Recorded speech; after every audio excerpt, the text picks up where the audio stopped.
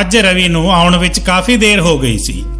ਰਾਤ ਦੇ 8 ਵਜ ਗਏ ਸਨ, ਜਦ ਕਿ ਉਹ 6 ਵਜੇ ਘਰ ਆ ਜਾਂਦੇ ਸਨ। ਥੋੜੀ ਦੇਰ ਬਾਅਦ ਦਰਵਾਜ਼ੇ ਤੇ ਕੋਈ ਆਇਆ। ਦਰਵਾਜ਼ਾ ਖੋਲ੍ਹਿਆ ਤਾਂ ਰਵੀ ਬਿਨਾਂ ਨਮਸਤੇ ਬੁਲਾਏ ਤੇ ਬਿਨਾਂ ਮੇਰਾ ਹਾਲ ਚਾਲ ਪੁੱਛੇ ਹੀ ਘਰ ਦੇ ਅੰਦਰ ਆ ਗਏ। ਉਹਨਾਂ ਦੇ ਤੇਵਰ ਬਹੁਤ ਗਰਮ ਦਿਖ ਰਹੇ ਸਨ। ਮੈਂ ਸਮਝ ਗਈ ਕਿ ਕੁਝ ਅਜਿਹੀ ਗੱਲ ਜ਼ਰੂਰ ਹੋਈ ਹੈ ਜਿਸ ਦੀ ਵਜ੍ਹਾ ਨਾਲ ਉਹ ਗੁੱਸੇ ਵਿੱਚ ਦਿਖਾਈ ਦੇ ਰਹੇ ਹਨ। ਉਹ ਘਰ ਦੇ ਅੰਦਰ ਆਉਂਦੇ ਹੀ ਸਿੱਧੇ ਮੇਰੀ ਬੇਟੀ ਰੀਨਾ ਦੇ ਕਮਰੇ 'ਚ ਚਲੇ ਗਏ ਤੇ ਰੀਨਾ ਨੂੰ ਕਮਰੇ ਅੰਦਰ ਨਾ ਪਾ ਕੇ ਉਹ ਹੋਰ ਗੁੱਸੇ 'ਚ ਆ ਗਏ। ਉਹ ਮੇਰੇ ਤੇ ਬਹੁਤ ਜ਼ੋਰ ਨਾਲ ਚੀਕਣ ਲੱਗੇ ਕਿ ਰੀਨਾ ਇਸ ਸਮੇਂ ਰਾਤ ਨੂੰ ਕਿੱਥੇ ਗਈ ਹੈ। ਮੈਂ ਪੁੱਛਿਆ ਕਿ ਰਵੀ ਕੀ ਹੋ ਗਿਆ, ਇੱਥੇ ਕਿਤੇ ਕਮਰੇ ਵਿੱਚ ਜਾਂ ਛੱਤ ਤੇ ਹੋਵੇਗੀ, ਤੁਸੀਂ ਇਸ ਤਰ੍ਹਾਂ ਕਿਉਂ ਚੀਕ ਰਹੇ ਹੋ। ਫਿਰ ਉਹ ਛੱਤ ਉੱਤੇ ਤੇ ਗਲੀ ਵਿੱਚ ਵੀ ਚਾਰੇ ਪਾਸੇ ਰੀਨਾ ਨੂੰ ਪਾਗਲਾਂ ਦੀ ਤਰ੍ਹਾਂ ਲੱਭਣ ਲੱਗੀ। ਰੀਨਾ ਬਾਥਰੂਮ ਵਿੱਚ ਸੀ। ਇੰਨੇ 'ਚ ਰੀਨਾ ਬਾਥਰੂਮ ਤੋਂ ਬਾਹਰ ਆਈ। ਰੀਨਾ ਨੂੰ ਦੇਖਦੇ ਹੀ ਰਵੀ ਦਾ ਗੁੱਸਾ 7ਵੇਂ ਅਸਮਾਨ ਤੇ ਪਹੁੰਚ ਗਿਆ। ਰੀਨਾ ਦਾ ਹੱਥ ਫੜ ਕੇ ਉਸ ਨੂੰ ਦੂਜੇ ਕਮਰੇ ਵਿੱਚ, ਜੋ ਕਿ ਘਰ ਦੇ ਬਹੁਤ ਅੰਦਰ ਦੀ ਸਾਈਡ ਬਣਿਆ ਸੀ, ਰੀਨਾ ਰੋਂਦੇ ਹੋਏ ਰਵੀ ਤੋਂ ਆਪਣਾ ਹੱਥ ਛੁਡਾਉਣ ਲੱਗੀ। ਪਰ ਰਵੀ ਬਹੁਤ ਗੁੱਸੇ ਵਿੱਚ ਸੀ। ਉਸਨੇ ਆਪਣੀ ਕੁੜੀ ਨੂੰ ਬਹੁਤ ਹੀ ਬੇਰਹਿਮੀ ਨਾਲ ਕਮਰੇ 'ਚ ਸੁੱਟਿਆ ਤੇ ਕਮਰੇ ਨੂੰ ਬਾਹਰ ਤੋਂ ਜਿੰਦਾ ਲਾ ਦਿੱਤਾ। ਰੀਨਾ ਦੀਆਂ ਚੀਕਾਂ ਬਾਹਰ ਪੜੋਸੀਆਂ ਤੱਕ ਸੁਣਾਈ ਦੇ ਰਹੀ ਸੀ। ਮੈਨੂੰ ਬਹੁਤ ਸ਼ਰਮ ਆ ਰਹੀ ਸੀ ਕਿ ਆਖਰ ਰਵੀ ਅਜਿਹਾ ਕਿਉਂ ਕਰ ਰਿਹਾ ਹੈ। ਮੈਂ ਰਵੀ ਨੂੰ ਗੁੱਸੇ ਵਿੱਚ ਪੁੱਛਣ ਲੱਗੀ ਕਿ ਤੁਸੀਂ ਆਪਣੀ ਜਵਾਨ ਕੁੜੀ ਨਾਲ ਅਜਿਹਾ ਕਿਉਂ ਕਰ ਰਹੇ ਹੋ, ਉਸ ਨੂੰ ਕਮਰੇ ਵਿੱਚ ਕਿਉਂ ਬੰਦ ਕੀਤਾ ਹੈ। ਤੂੰ ਚੁੱਪ ਰਹਿ, ਜਿਸ ਗੱਲ ਦੀ ਸਮਝ ਨਾ ਹੋਏ ਉਸ ਬਾਰੇ ਨਹੀਂ ਬੋਲਦੇ। ਰਵੀ ਹੁਣੇ ਵੀ ਬਹੁਤ ਗੁੱਸੇ ਵਿੱਚ ਸੀ। ਖਬਰਦਾਰ, ਜੇ ਮੇਰੀ ਇਜਾਜ਼ਤ ਦੇ ਬਗੈਰ ਤੂੰ ਉਸ ਨੂੰ ਅੱਗੇ ਤੋਂ ਘਰ ਤੋਂ ਬਾਹਰ ਨਿਕਲਣ ਦਿੱਤਾ ਤਾਂ ਹੁਣ ਇਹ ਰੀਨਾ ਇਸੇ ਕਮਰੇ ਵਿੱਚ ਕੈਦ ਰਹੇਗੀ, ਨਾ ਬਾਹਰ ਜਾਵੇਗੀ ਤੇ ਨਾ ਹੀ ਕੋਈ ਉਸ ਨੂੰ ਮਿਲੇਗਾ। ਰਵੀ ਦੇ ਤੇਵਰ ਦੇਖ ਕੇ ਮੈਂ ਬਹੁਤ ਡਰ ਗਈ ਸੀ। ਮੈਨੂੰ ਤਾਂ ਸ਼ੱਕ ਹੋ ਰਿਹਾ ਸੀ ਕਿ ਰੀਨਾ ਰਵੀ ਦੀ ਸਕੀ ਬੇਟੀ ਹੈ ਵੀ ਜਾਂ ਨਹੀਂ। ਅਸਲ ਵਿੱਚ ਮੈਂ ਰੀਨਾ ਦੀ ਸੋਤੀਲੀ ਮਾਂ ਹਾਂ ਤੇ ਉਸਦੇ ਪਾਪਾ ਰਵੀ ਨੇ ਮੇਰੇ ਨਾਲ ਦੂਜਾ ਵਿਆਹ ਕੀਤਾ ਸੀ। ਰੀਨਾ ਦੀ ਮਾਂ ਮਰ ਚੁੱਕੀ ਸੀ। ਜਦੋਂ ਵੀ ਉਹ ਆਪਣੀ ਮਾਂ ਨੂੰ ਯਾਦ ਕਰਕੇ ਰੋਇਆ ਕਰਦੀ ਸੀ, ਮੈਂ ਇਸ ਨੂੰ ਬਹੁਤ ਪਿਆਰ ਦੇਣ ਦੀ ਕੋਸ਼ਿਸ਼ ਕੀਤੀ, ਪਰ ਲੱਖ ਕੋਸ਼ਿਸ਼ ਦੇ ਬਾਅਦ ਵੀ ਉਹ ਮੇਰੇ ਨਾਲ ਘੁਲ ਮਿਲ ਨਹੀਂ ਸਕੀ। ਪਰ ਉਹ ਸੀ ਤਾਂ ਮੇਰੀ ਸੋਤਣ ਦੀ ਬੇਟੀ, ਉਸ ਨਾਲ ਮੇਰਾ ਕੀ ਮੁਕਾਬਲਾ। ਉਸ ਨੂੰ ਕਮਰੇ ਵਿੱਚ ਬੰਦ ਦੇਖ ਕੇ ਮੇਰਾ ਦਮ ਘੁੱਟਦਾ। ਮੈਂ ਰਵੀ ਦੀਆਂ ਬਹੁਤ ਮਿੰਨਤਾਂ ਕੀਤੀਆਂ ਕਿ ਬਸ ਉਸ ਨੂੰ ਕਮਰੇ ਤੋਂ ਬਾਹਰ ਕੱਢ ਦਿਓ, ਪਰ ਉਹਨਾਂ ਨੇ ਮੇਰੀ ਗੱਲ ਨਹੀਂ ਮੰਨੀ। ਉਸ ਦਿਨ ਰੀਨਾ ਆਪਣੇ ਕਮਰੇ ਵਿੱਚ ਚੀਕ ਰਹੀ ਸੀ। ਮੈਂ ਉਸ ਨੂੰ ਖਾਣਾ ਦੇਣ ਗਈ ਤਾਂ ਉਸਨੇ ਮੇਰੇ ਪੈਰ ਫੜ ਲਏ। ਮੰਮੀ ਜੀ, ਰੱਬ ਦੇ ਵਾਸਤੇ ਮੈਨੂੰ ਇੱਥੋਂ ਕੱਢ ਦਿਓ। ਪਾਪਾ ਨੂੰ ਪੁੱਛੋ ਕਿ ਆਖਰ ਮੇਰਾ ਕਸੂਰ ਕੀ ਹੈ। ਮੇਰੀ ਗਲਤੀ ਤਾਂ ਦੱਸੇ, ਮੈਂ ਕੀਤਾ ਕੀ ਹੈ ਕਿ ਪਾਪਾ ਨੇ ਮੈਨੂੰ ਇਸ ਕਮਰੇ ਵਿੱਚ ਬੰਦ ਕਰ ਦਿੱਤਾ। ਕੀ ਮੈਂ ਆਪਣੀਆਂ ਸਹੇਲੀਆਂ ਨੂੰ ਵੀ ਨਹੀਂ ਮਿਲ ਸਕਦੀ। ਉਹ ਮੇਰੇ ਪੈਰਾਂ ਵਿੱਚ ਡਿੱਗ ਕੇ ਰੋ ਰਹੀ ਸੀ। ਮੈਨੂੰ ਉਸ ਤੇ ਤਰਸ ਆ ਗਿਆ। ਬਿਨ ਮਾਂ ਦੀ ਔਲਾਦ ਵੀ ਜਮਾਨੇ ਦੇ ਹੱਥੋਂ ਕਿੰਨੀ ਰਸਵਾ ਹੁੰਦੀ ਹੈ। ਮੈਂ ਤੇਰੇ ਲਈ ਕੀ ਕਰ ਸਕਦੀ ਹਾਂ। ਪੁੱਤ, ਤੂੰ ਤਾਂ ਜਾਣਦੀ ਹੀ ਹੈ ਕਿ ਰਵੀ ਦਾ ਗੁੱਸਾ ਕਿੰਨਾ ਭੈੜਾ ਹੈ। ਉਹ ਮੈਨੂੰ ਵੀ ਨਹੀਂ ਛੱਡੇਗਾ ਜੇ ਮੈਂ ਤੈਨੂੰ ਇੱਥੋਂ ਬਾਹਰ ਕੱਢਣ ਦੀ ਕੋਸ਼ਿਸ਼ ਕੀਤੀ ਤਾਂ। ਕਮਰੇ ਵਿੱਚ ਬੰਦ ਰੀਨਾ ਨਾਲ ਗੱਲਾਂ ਕਰ ਰਹੀ ਸੀ ਕਿ ਫੋਨ ਦੀ ਘੰਟੀ ਵੱਜੀ। ਮੈਂ ਫੋਨ ਵੱਲ ਭੱਜੀ। ਦਰਵਾਜ਼ਾ ਖੁੱਲ੍ਹਾ ਹੀ ਰਹਿ ਗਿਆ। ਰੀਨਾ ਸ਼ਾਇਦ ਕਮਰੇ ਤੋਂ ਬਾਹਰ ਨਿਕਲ ਗਈ ਹੋਵੇਗੀ। ਮੈਂ ਫੋਨ ਤੇ ਗੱਲ ਕਰਨ ਲੱਗੀ। ਮੇਰੀ ਨਨਾਣ ਦਾ ਫੋਨ ਸੀ। ਕਹਿਣ ਲੱਗੀ, ਅਸੀਂ ਆਪਣੇ ਪੁੱਤ ਕਿਸ਼ਨ ਦਾ ਰਿਸ਼ਤਾ ਤੈਅ ਕਰ ਦਿੱਤਾ ਹੈ। ਕੁੜੀ ਵਾਲਿਆਂ ਨੂੰ ਜਲਦੀ ਹੈ। ਅਗਲੇ ਹੀ ਮਹੀਨੇ ਅਸੀਂ ਵਿਆਹ ਕਰ ਰਹੇ ਹਾਂ। ਤੁਸੀਂ ਸਭ ਨੇ ਜ਼ਰੂਰ ਆਉਣਾ ਹੈ। ਨਨਾਣ ਵੱਲੋਂ ਵਿਆਹ ਦੀ ਖੁਸ਼ਖਬਰੀ ਸੁਣ ਕੇ ਮੈਂ ਸੋਚਣ ਲੱਗੀ ਕਿ ਰੀਨਾ ਨੂੰ ਵੀ ਆਪਣੇ ਨਾਲ ਵਿਆਹ ਤੇ ਲੈ ਕੇ ਜਾਵਾਂਗੀ, ਕਿਉਂਕਿ ਉਸਦੇ ਪਾਪਾ ਦੇ ਇੰਨੇ ਕਰੀਬੀ ਘਰ 'ਚ ਵਿਆਹ ਹੈ। ਉਹ ਵੀ ਜਾਣ ਤੋਂ ਨਹੀਂ ਰੋਕਣਗੇ। ਉਦੋਂ ਹੀ ਮੇਰੀ ਨਜ਼ਰ ਰੀਨਾ ਦੇ ਕਮਰੇ ਵੱਲ ਗਈ। ਦੇਖਿਆ ਤਾਂ ਰੀਨਾ ਕਮਰੇ ਵਿੱਚ ਨਹੀਂ ਸੀ। ਮੇਰਾ ਦਿਲ ਜ਼ੋਰ ਨਾਲ ਧੜਕਣ ਲੱਗਿਆ। ਮੈਂ ਭੱਜਦੀ ਹੋਈ ਉਸ ਕਮਰੇ ਵਿੱਚ ਗਈ ਤਾਂ ਦੇਖਿਆ ਕਿ ਉਹ ਥੱਲੇ ਫਰਸ਼ ਤੇ ਮੁੱਦੇ ਮੂੰਹ ਪਈ ਰੋ ਰਹੀ ਸੀ, ਜਦਕਿ ਉਸਦੇ ਹੱਥ ਵਿੱਚ ਕਾਗਜ਼ ਦਾ ਟੁਕੜਾ ਸੀ। ਮੈਂ ਬੜੀ ਮੁਸ਼ਕਲ ਨਾਲ ਉਸ ਨੂੰ ਉਠਾਇਆ, ਪਰ ਰੀਨਾ ਆਪਣੇ ਕਮਰੇ ਵਿੱਚੋਂ ਨਿਕਲਣ ਲਈ ਤਿਆਰ ਹੀ ਨਹੀਂ ਹੋਈ। ਮੈਂ ਫਿਰ ਤੋਂ ਜਿੰਦਾ ਲਾ ਦਿੱਤਾ। ਰਾਤ ਨੂੰ ਜਦੋਂ ਰਵੀ ਘਰ ਆਇਆ ਤਾਂ ਰੀਨਾ ਦਾ ਹਾਲ ਚਾਲ ਪੁੱਛਿਆ ਤਾਂ ਮੈਂ ਦੱਸ ਦਿੱਤਾ ਕਿ ਉਸ ਦਾ ਦਮ ਘੁੱਟ ਰਿਹਾ ਸੀ। ਤਾਂ ਮੈਂ ਉਸ ਨੂੰ ਉਸਦੇ ਕਮਰੇ ਵਿੱਚ ਬੰਦ ਕਰ ਦਿੱਤਾ। ਰਵੀ ਬੋਲੇ, ਉਹ ਉੱਥੋਂ ਨਿਕਲ ਨਾ ਜਾਵੇ। ਬਾਹਰ ਦੀ ਖਿੜਕੀ ਨਾ ਵੀ ਲੌਕ ਕਰ ਦਿਓ। ਮੈਂ ਇਸ ਮਾਮਲੇ ਵਿੱਚ ਬਿਲਕੁਲ ਵੀ ਬਰਦਾਸ਼ਤ ਨਹੀਂ ਕਰਾਂਗਾ ਕਿ ਮੇਰੀ ਧੀ ਬਾਰੇ ਕੋਈ ਗੱਲ ਕਰੇ। ਚੰਗਾ ਹੋਵੇਗਾ ਤੂੰ ਇਸ ਨੂੰ ਸੰਭਾਲ ਲੈ, ਨਹੀਂ ਤਾਂ ਮੇਰੇ ਕੋਲੋਂ ਕਿਸੇ ਤਰ੍ਹਾਂ ਦੀ ਉਮੀਦ ਨਾ ਰੱਖਣਾ। ਆਪਣੇ ਪਤੀ ਦੀ ਗੱਲ ਵੀ ਮੰਨਣੀ ਸੀ ਤੇ ਆਪਣੀ ਧੀ ਨੂੰ ਵੀ ਜ਼ੁਲਮ ਤੋਂ ਬਚਾਉਣਾ ਸੀ। ਮੈਂ ਹਾਂ ਭਰ ਲਈ, ਪਰ ਅਗਲੇ ਹਫ਼ਤੇ ਹੀ ਮੇਰੀ ਨਨਾਣ ਦੇ ਬੇਟੇ ਕਿਸ਼ਨ ਦਾ ਵਿਆਹ ਸੀ।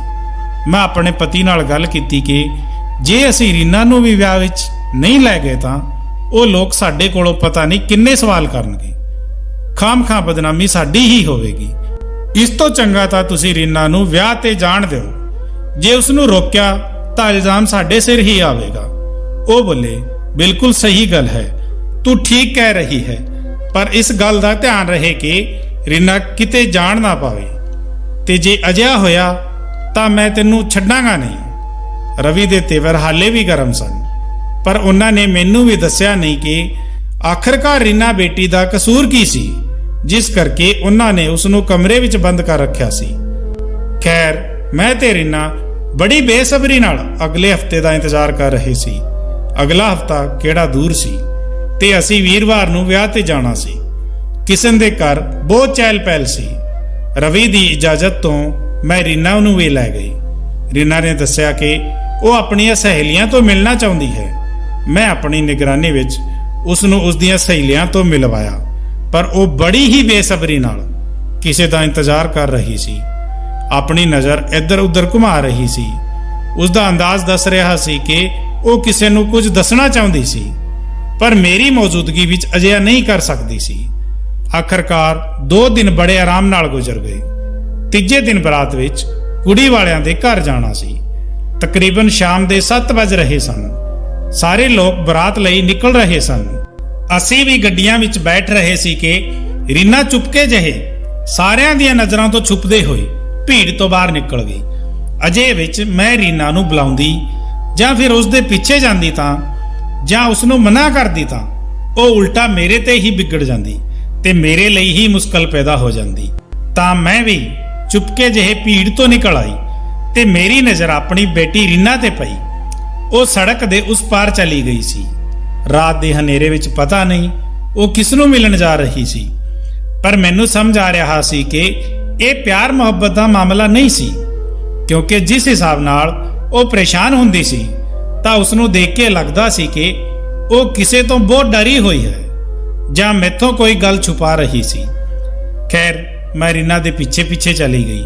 ਉਸਨੇ ਸੜਕ ਪਾਰ ਕੀਤੀ ਤੇ ਸੱਜੇ ਖੱਬੇ ਦੇਖ ਕੇ ਅੱਗੇ ਵਧ ਗਈ। ਮੈਂ ਦੇਖਣਾ ਚਾਹੁੰਦੀ ਸੀ ਕਿ ਆਖਰ ਰੀਨਾ ਚਾਹੁੰਦੀ ਕੀ ਹੈ। ਥੋੜਾ ਅੱਗੇ ਚੱਲ ਕੇ ਇੱਕ ਫੋਨ ਬੂਥ ਤੇ ਚਲੀ ਗਈ। ਕਿਸੇ ਨੂੰ ਫੋਨ ਕੀਤਾ ਤੇ ਫਿਰ ਫੋਨ ਬੂਥ ਤੋਂ ਬਾਹਰ ਰੁਕ ਕੇ ਇੰਤਜ਼ਾਰ ਕਰਨ ਲੱਗੀ। ਤਕਰੀਬਨ ਥੋੜੀ ਹੀ ਦੇਰ ਵਿੱਚ, ਯਾਨੀ ਕਿ 5 ਮਿੰਟ ਹੀ ਹੋਏ ਸਨ ਕਿ ਇੱਕ ਵੱਡੀ ਜਿਹੀ ਕਾਲੇ ਰੰਗ ਦੀ ਗੱਡੀ ਰੀਨਾ ਦੇ ਸਾਹਮਣੇ ਆ ਕੇ ਰੁਕੀ। ਰੀਨਾ ਬੜੀ ਸ਼ਾਨ ਨਾਲ ਉਸ ਗੱਡੀ ਵਿੱਚ ਬੈਠ ਗਈ ਤਾਂ ਮੈਨੂੰ ਅਹਿਸਾਸ ਹੋਇਆ ਕਿ ਮੈਂ ਬਹੁਤ ਦੇਰ ਕਰ ਦਿੱਤੀ। ਮੈਂ ਗੱਡੀ ਦੇ ਪਿੱਛੇ ਭੱਜਦੇ ਹੋਏ ਬਹੁਤ ਆਵਾਜ਼ਾਂ ਮਾਰੀਆਂ, ਪਰ ਉਸਨੇ ਕੋਈ ਧਿਆਨ ਨਹੀਂ ਦਿੱਤਾ। ਮੈਨੂੰ ਹੁਣ ਬਹੁਤ ਦੁੱਖ ਤੇ ਤਕਲੀਫ ਦਾ ਸਾਹਮਣਾ ਕਰਨਾ ਪਵੇਗਾ। ਇੱਕ ਤਾਂ ਮੈਨੂੰ ਰਵੀ ਦਾ ਗੁੱਸਾ ਝੇਲਣਾ ਪਵੇਗਾ, ਤੇ ਜੇ ਰੀਨਾ ਰਾਤ ਦੇ ਇਸ ਪਹਿਰ ਵਿੱਚ ਕਿਤੇ ਗੁੰਮ ਹੋ ਗਈ ਤਾਂ ਕੀ ਹੋਵੇਗਾ। ਇਤਫਾਕ ਨਾਲ ਉਸੇ ਸਮੇਂ ਉੱਥੋਂ ਇੱਕ ਟੈਕਸੀ ਜਾ ਰਹੀ ਸੀ। ਮੈਂ ਟੈਕਸੀ ਨੂੰ ਰੋਕ ਲਿਆ ਤੇ ਟੈਕਸੀ ਵਾਲੇ ਨੂੰ ਉਸ ਗੱਡੀ ਦਾ ਪਿੱਛਾ ਕਰਨ ਲਈ ਕਿਹਾ। ਟੈਕਸੀ ਵਾਲੇ ਨੇ ਅਜਿਹਾ ਹੀ ਕੀਤਾ। ਸਾਹਮਣੇ ਵਾਲੀ ਗੱਡੀ ਚੱਲਦੀ ਜਾ ਰਹੀ ਸੀ ਤੇ ਚਲਦੇ ਚਲਦੇ ਗੱਡੀ ਉਸ ਇਲਾਕੇ ਵਿੱਚ ਆ ਗਈ ਜਿੱਥੇ ਸ਼ਰੀਫ ਲੋਕ ਨਹੀਂ ਜਾਂਦੇ ਸਨ। ਮੈਂ ਦੇਖ ਕੇ ਹੈਰਾਨ ਰਹਿ ਗਈ ਕਿ ਮੇਰੀ ਬੇਟੀ, ਯਾਨੀ ਕਿ ਰਵੀ ਦੀ ਬੇਟੀ, ਅਜਿਹਾ ਕੰਮ ਵੀ ਕਰ ਸਕਦੀ ਸੀ ਕਿ ਰਾਤ ਦੇ ਇਸ ਸਮੇਂ ਉਸ ਜਗ੍ਹਾ ਤੇ ਆਵੇ ਜਿੱਥੇ ਕੋਈ ਵੀ ਸ਼ਰੀਫ ਆਦਮੀ ਜਾਣਾ ਪਸੰਦ ਨਹੀਂ ਕਰਦਾ ਸੀ। ਸ਼ਰੀਫ ਲੋਕ ਤਾਂ ਉੱਥੋਂ ਦਾ ਨਾਂ ਲੈਣਾ ਵੀ ਪਸੰਦ ਨਹੀਂ ਕਰਦੇ ਸਨ, ਪਰ ਮੈਂ ਮਜਬੂਰ ਸੀ ਕਿਉਂਕਿ ਮੇਰੀ ਬੇਟੀ ਉੱਥੇ ਜਾ ਰਹੀ ਸੀ। ਟੈਕਸੀ ਵਾਲਾ ਵੀ ਸਮਝ ਗਿਆ ਕਿ ਇਹ ਕਿਹੜਾ ਇਲਾਕਾ ਹੈ। ਆਸ-ਪਾਸ ਆਉਂਦੀ ਗਾਣੇ ਦੀਆਂ ਆਵਾਜ਼ਾਂ ਤੇ ਸ਼ਰਾਬ ਦੀ ਗੰਧ, ਦਰਵਾਜ਼ੇ ਤੇ ਖਿੜਕੀਆਂ ਤੇ ਹਸੀਨਾਵਾਂ ਦੀ ਮਹਿਫਿਲ ਲੱਗੀ ਹੋਈ ਸੀ। ਅਯਾਸ ਖਾਨੇ ਦਾ ਸ਼ਹਿਰ ਸੀ। ਇਹ ਸਭ ਨਜ਼ਾਰੇ ਦੇਖ ਕੇ ਸਾਫ਼ ਅੰਦਾਜ਼ਾ ਲਾਇਆ ਜਾ ਸਕਦਾ ਸੀ ਕਿ ਇਲਾਕਾ ਕਿਹੜਾ ਹੈ। ਟੈਕਸੀ ਵਾਲਾ ਕੁਝ ਕਹਿਣਾ ਚਾਹੁੰਦਾ ਸੀ। ਗੱਡੀ ਅੱਗੇ ਵੱਧਦੀ ਜਾ ਰਹੀ ਸੀ। फिर गड्डी एक खूबसूरत बंगले दे सामने जाके रुक गई। बहुत ही आलीशान घर सी। उसदे अगे 2 सिक्योरिटी गार्ड भी खड़े सन ते उस घर दे सामने दा माहौल बहुत ही अजीब सी। मैं टैक्सी ड्राइवर नूं कहा कि मैनू थोड़ा जिहा अगे ला दो। कहण लग्या, दीदी ये मोहल्ला तुहाडे लई बिल्कुल भी ठीक नहीं है, तुसी शरीफ घर दी औरत लगदे हो। मैं तां तुहानू यही कहांगा कि तुसी उत्थे ना जाओ, तुहानू मुश्किल हो सकदी है। मैं जानदा हां कि तुसी उस कुड़ी दे पिछे पिछे इत्थे आए हो जां फिर उस आदमी लई, पर जदों ਉਹ इत्थों बाहर आउणगे तां तुसी उन्हां नाल गल कर लेना, अंदर जाना ठीक नहीं होएगा। ड्राइवर दी गल सही सी तां मैं बाहर ही रुक गई ते रीना दा इंतजार करन लगी। पर उस बंगले दे सामने खड़े उन्हां गार्ड्स ने सानू देख लिया सी ते साडी गड्डी कोल आके सानू उत्थों जाण लई कहण लगे। तां ड्राइवर ने गार्ड तो बचण लई उसने किसे मशहूर लीला बाई दा नां लिया ते कहा कि मैं उन्हां दा इंतजार कर रहा हां। तां गार्ड दी नज़र मेरे ते पई, पर उन्हां ने मैनू कुछ नहीं कहा। पर आखिरकार असीं उत्थे किन्नी क देर रह सकदे सी। 1 घंटा गुजर गया पर हाले तक भी रीना बाहर नहीं आई सी। तां मेरे हत्थ पैर फुल्लण लगे। मैं ड्राइवर नूं कहा कि मैनू अंदर जाके पता करना होवेगा कि मेरी बेटी रीना कित्थे गई। ड्राइवर ने कहा, ये लोग बहुत गर्म दिमाग वाले हैं, एक बार जो अंदर चला जाता है उसदे लई बाहर दे रस्ते बंद हो जाते हैं। चंगा यही होवेगा कि तुसी घर चले जाओ। ड्राइवर दी सलाह ते मैं उत्थों घर वापस आ गई, पर मेरी दुनिया लुट्टी गई सी। समझ नहीं आ रहा सी कि मैं रवि नूं की कहांगी कि रीना कित्थे गई है। फिर मैं अपनी एक सहेली आरती नूं रीना बारे सब कुछ दस दिता। मेरी सहेली आरती मैनू तसल्ली दिंदे होए बोली कि अजे मामले विच कुड़ियां मुंडियां ते भरोसा कर लैंदियां हन जो उन्हां नूं उस ठिकाने तक ले जांदे हन ते फिर उन्हां दियां जिंदगियां बर्बाद कर दिंदे हन। मेरे ख्याल च रीना नाल भी अजिहा ही होया है। पर चंगी गल यह है कि तू उस कोठे दा पता जाणदी है, तां हुण असीं उस नूं उत्थों वापस लिया सकदे हां ते पुलिस दी मदद नाल कार्रवाई भी करा सकदे हां। पर मैं जानदी सी कि रीना किसे नाल प्यार नहीं करदी। ਉਹ ਮੈਨੂੰ ਜ਼ਰੂਰ ਦੱਸਦੀ ਜੇ ਉਸ ਨੂੰ ਕਿਸੇ ਮੁੰਡੇ ਨਾਲ ਵਿਆਹ ਕਰਨਾ ਹੁੰਦਾ। ਪਰ ਹਾਂ, ਬਾਪ ਬੇਟੀ ਵਿਚਾਲੇ ਕੁਝ ਅਜਿਹਾ ਜ਼ਰੂਰ ਸੀ ਜਿਸ ਤੇ ਉਹ ਗੱਲ ਨਹੀਂ ਕਰਦੇ ਸਨ। ਰੀਨਾ ਵੀ ਚੁੱਪ ਹੋ ਜਾਂਦੀ ਸੀ ਤੇ ਮੇਰੇ ਆਉਣ ਤੇ ਰਵੀ ਵੀ ਬਿਲਕੁਲ ਚੁੱਪ ਹੋ ਜਾਂਦਾ। ਰਵੀ ਨੂੰ ਬਰਾਤ ਵਿੱਚ ਬਹੁਤ ਦੇਰ ਹੋ ਗਈ ਸੀ। ਰਾਤ ਦੇ 10 ਵੱਜ ਚੁੱਕੇ ਸਨ। ਬਰਾਤ ਵਾਪਸ ਆਈ ਤਾਂ ਲਾੜਾ ਤੇ ਲਾੜੀ ਮਿਲ ਕੇ ਬਾਕੀ ਰਹਿੰਦੀਆਂ ਰਸਮਾਂ ਪੂਰੀਆਂ ਕਰਨ ਲੱਗੇ। ਮੈਂ ਤੇ ਰਵੀ सानू हुण घर चलना चाहिदा है, इत्थे ज्यादा देर रुकना ठीक नहीं है। गड्डी विच बैठण लगे ही सी कि वो रीना बारे पुछण लगे। मैं चुप रही, पर किन्नी क देर। आखिरकार हौसला करके उन्हां नूं सारी गल दस दित्ती। मेरी गल सुन के वो गुस्से नाल पागल हो गई। मैनू बहुत बुरा भला कहा ते बहुत गुस्सा किया। फिर अपना सर फड़ के बैठ गए। मैनू बहुत पछतावा हो रहा सी कि मैं एक ही कर दिता। डरदे डरदे मैं कहा कि सानू थाने चलना चाहिए है, भावें बदनामी होएगी पर साडी बेटी तो वापस आ जाएगी। पति बोले कि अजिहा करना ठीक नहीं होएगा, मैं पहला खुद उत्थे जावांगा। पर मामला यह सी कि रवि नूं उस थां दा पता नहीं सी जो मैं देखी सी।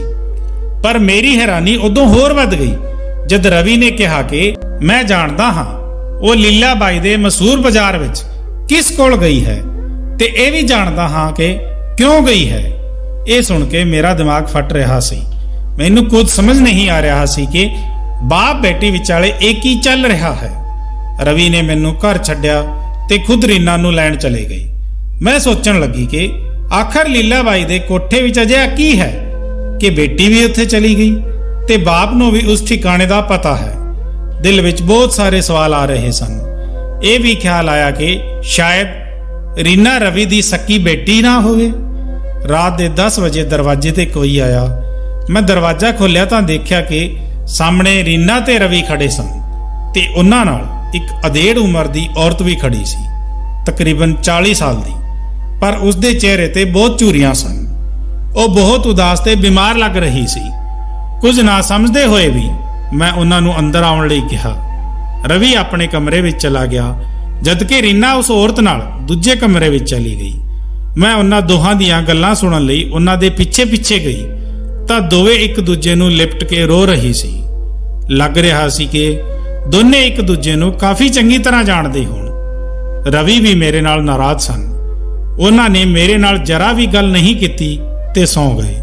ਸਵੇਰੇ ਉੱਠੇ ਤਾਂ ਬਿਨਾਂ ਨਾਸ਼ਤਾ ਕੀਤੇ ਹੀ ਆਫਿਸ ਚਲੇ ਗਏ, ਜਦਕਿ ਰੀਨਾ ਨਾਸ਼ਤਾ ਬਣਾਉਣ ਲੱਗੀ ਤੇ ਕਿਸੇ ਵਜ੍ਹਾ ਨਾਲ ਜਲਦੀ ਵਿੱਚ ਲੱਗ ਰਹੀ ਸੀ। ਰੀਨਾ ਬੋਲੀ, ਮੈਨੂੰ ਹੁਣੇ ਨਾਸ਼ਤਾ ਬਣਾਉਣਾ ਹੈ, ਜਰਾ ਜਲਦੀ ਮੇਰਾ ਹੱਥ ਵਟਾ ਦਿਓ, ਉਹਨਾਂ ਦੀ ਹਾਲਤ ਸਹੀ ਨਹੀਂ ਹੈ।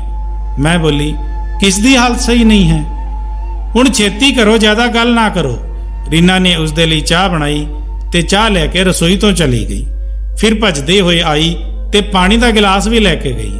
ਉਸ ਨੂੰ ਹਾਲੇ 2 ਮਿੰਟ ਹੀ ਹੋਏ ਸਨ ਕਿ ਉਸ ਦੇ ਕਮਰੇ ਵਿੱਚੋਂ ਚੀਕਣ ਦੀ ਆਵਾਜ਼ ਆਈ। ਮੈਂ ਭੱਜਦੇ ਹੋਏ ਉਸ ਦੇ ਕਮਰੇ ਵਿੱਚ ਗਈ ਤਾਂ ਦੇਖਿਆ ਕਿ ਰੀਨਾ ਉਸ ਔਰਤ ਦੇ ਸੀਨੇ ਤੇ ਸਿਰ ਰੱਖ ਕੇ ਰੋ ਰਹੀ ਸੀ, ਜਦਕਿ ਉਸ ਔਰਤ ਦਾ ਸਿਰ ਇੱਕ ਪਾਸੇ ਲੁੜਕਿਆ ਹੋਇਆ ਸੀ ਤੇ ਉਸ ਦੀਆਂ ਅੱਖਾਂ ਪੱਥਰ ਹੋ ਗਈਆਂ ਸਨ, ਯਾਨੀ ਕਿ ਉਹ ਹੁਣ ਇਸ ਦੁਨੀਆ ਵਿੱਚ ਨਹੀਂ ਰਹੀ ਸੀ।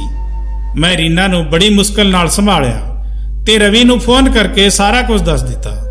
ਉਸਨੇ ਮੈਨੂੰ ਗੁੱਸੇ ਨਾਲ ਕਿਹਾ ਕਿ ਮੈਂ ਕਿਸੇ ਨਾਲ ਇਸ ਬਾਰੇ ਵਿੱਚ ਗੱਲ ਨਾ ਕਰਾਂ ਤੇ ਨਾ ਹੀ ਰੀਨਾ ਨੂੰ ਚਿੱਕਣ ਚਿਲਾਉਣ ਦਿਆਂ। ਮੈਨੂੰ ਹੈਰਾਨੀ ਹੋਈ ਕਿ ਰਵੀ ਉਸ ਔਰਤ ਦੀ ਮੌਤ ਬਾਰੇ ਸੁਣ ਕੇ ਵੀ ਨਾਰਮਲ ਹੈ। ਮੈਂ ਰੀਨਾ ਨੂੰ ਵੀ ਨਾਰਮਲ ਲੈਣ ਲਈ ਕਿਹਾ। ਥੋੜੀ ਦੇਰ ਬਾਅਦ ਰਵੀ ਵੀ ਆ ਗਏ। ਉਹਨਾਂ ਨਾਲ 2-3 ਲੋਕ ਹੋਰ ਵੀ ਸਨ। ਉਹਨਾਂ ਨੇ ਉਸ ਔਰਤ ਨੂੰ ਚੁੱਕਿਆ। ਰਵੀ ਉਸ ਔਰਤ ਨੂੰ ਆਪਣੀ ਗੱਡੀ ਵਿੱਚ ਪਾ ਕੇ ਪਤਾ ਨਹੀਂ ਕਿੱਥੇ ਲੈ ਗਏ। ਰਵੀ ਨੇ ਰੀਨਾ ਨੂੰ ਉਸ ਕਮਰੇ ਵਿੱਚ ਫਿਰ ਤੋਂ ਬੰਦ ਕਰ ਦਿੱਤਾ। ਮੈਨੂੰ ਰੀਨਾ ਤੇ ਬਹੁਤ ਤਰਸ ਆ ਰਿਹਾ ਸੀ। ਲੱਗਦਾ ਸੀ ਕਿ ਉਸ ਔਰਤ ਦਾ ਰੀਨਾ ਨਾਲ ਬਹੁਤ ਗੂੜਾ ਰਿਸ਼ਤਾ ਹੈ। ਹੁਣ ਮੇਰੀ ਵੀ ਹਾਲਤ ਉਸ ਨੂੰ ਦੇਖ ਕੇ ਬਹੁਤ ਬੁਰੀ ਹੋ ਰਹੀ ਸੀ, ਕਿਉਂਕਿ ਇਹ ਦੋਵੇਂ ਵੀ ਮੇਰੇ ਕੋਲੋਂ ਆਪਣੀਆਂ ਗੱਲਾਂ ਛੁਪਾ ਰਹੇ ਸਨ। 3 ਦਿਨ ਤੋਂ ਘਰ ਵਿੱਚ ਅਜੀਬ ਜਿਹੀ ਮਾਯੂਸੀ ਛਾਈ ਹੋਈ ਸੀ। ਥੋੜੀ ਦੇਰ ਬਾਅਦ ਰੀਨਾ ਦਾ ਦਰਵਾਜ਼ਾ ਖੁੱਲਿਆ। ਉਹ ਮੇਰੇ ਨਾਲ ਲਿਪਟ ਕੇ ਫੁੱਟ-ਫੁੱਟ ਕੇ ਰੋਣ ਲੱਗੀ। ਮੇਰੀ ਬੱਚੀ, ਕੀ ਹੋਇਆ? ਤੂੰ ਤੇ ਰਵੀ ਮੈਨੂੰ ਕੁਝ ਦੱਸਦੇ ਵੀ ਨਹੀਂ। ਦੱਸੋ ਤਾਂ ਸਹੀ ਕਿ ਉਹ ਔਰਤ ਕੌਣ ਸੀ? ਤਾਂ ਰੀਨਾ ਨੇ ਮੈਨੂੰ ਰੋਂਦੇ ਹੋਏ ਦੱਸਿਆ ਕਿ ਉਸ ਔਰਤ ਦਾ ਉਸ ਨਾਲ ਬਹੁਤ ਗੂੜਾ ਰਿਸ਼ਤਾ ਸੀ। ਉਹ ਕੋਈ ਹੋਰ ਨਹੀਂ ਬਲਕਿ ਮੇਰੀ ਸੱਕੀ ਮਾਂ ਸੀ। ਇਹ ਸੁਣ ਕੇ ਮੇਰੇ ਪੈਰਾਂ ਥੱਲੋਂ ਜ਼ਮੀਨ ਨਿਕਲ ਗਈ। ਪਰ ਰਵੀ ਨੇ ਤਾਂ ਮੈਨੂੰ ਕਿਹਾ ਸੀ ਕਿ ਉਸ ਦੀ ਪਹਿਲੀ ਪਤਨੀ ਮਰ ਚੁੱਕੀ ਹੈ। ਇਸ ਗੱਲ ਨਾਲ ਮੇਰੇ ਦਿਲ ਨੂੰ ਬਹੁਤ ਸਦਮਾ ਲੱਗਿਆ। ਰਵੀ ਨੇ ਮੈਨੂੰ ਝੂਠ ਕਿਉਂ ਕਿਹਾ? ਪਰ ਉਸ ਸਮੇਂ ਰੀਨਾ ਨੂੰ ਤਸੱਲੀ ਦੇਣਾ ਜ਼ਿਆਦਾ ਜ਼ਰੂਰੀ ਸੀ। ਸ਼ਾਮ ਤੱਕ ਉਹ ਕੁਝ ਸੰਭਲ ਗਈ, ਪਰ ਰੋ ਰੋ ਕੇ ਉਸ ਦੀਆਂ ਅੱਖਾਂ ਥੱਲੇ ਹਲਕੇ ਕਾਲੇ ਨਿਸ਼ਾਨ ਪੈ ਗਏ ਸਨ। ਰਵੀ ਆਏ ਤਾਂ ਮੈਂ ਗੁੱਸੇ ਵਿੱਚ ਉਹਨਾਂ ਦੇ ਗਲ ਪੈ ਗਈ ਤੇ ਕਿਹਾ, ਤੁਸੀਂ ਮੈਥੋਂ ਇੰਨਾ ਵੱਡਾ ਰਾਜ਼ ਕਿਉਂ ਛੁਪਾਇਆ? ਬੋਲੇ, ਮੈਂ ਛੁਪਾਉਣਾ ਨਹੀਂ ਚਾਹੁੰਦਾ ਸੀ, ਪਰ ਸਮੱਸਿਆ ਹੀ ਕੁਝ ਅਜਿਹੀ ਸੀ। ਮੈਂ ਉਸ ਔਰਤ ਨੂੰ ਬਹੁਤ ਨਫ਼ਰਤ ਕਰਦਾ ਹਾਂ ਜਿਸ ਨੇ ਆਪਣੀ ਬੇਟੀ ਬਾਰੇ ਵੀ ਕੁਝ ਨਹੀਂ ਸੋਚਿਆ ਤੇ ਆਪਣੇ ਵਿਆਹ ਤੋਂ ਕੁਝ ਦਿਨ ਬਾਅਦ ਹੀ ਵਾਪਸ ਆਪਣੇ ਕੋਠੇ ਤੇ ਚਲੀ ਗਈ। ਤੂੰ ਜਾਣਦੀ ਹੈ, ਮੇਰੀ ਪਹਿਲੀ ਪਤਨੀ ਬੇਸਵਾ ਸੀ। ਮੈਂ ਪੂਰੇ ਮਾਨ ਸਨਮਾਨ, ਪੂਰੀ ਇੱਜ਼ਤ ਨਾਲ ਉਸ ਨੂੰ ਆਪਣੇ ਘਰ ਵਿਆਹ ਕੇ ਲਿਆਇਆ ਸੀ। ਮੈਂ ਉਸ ਔਰਤ ਨੂੰ ਇੰਨੀ ਇੱਜ਼ਤ ਦਿੱਤੀ ਤੇ ਉਸ ਨੂੰ ਇੰਨਾ ਪਿਆਰ ਦਿੱਤਾ।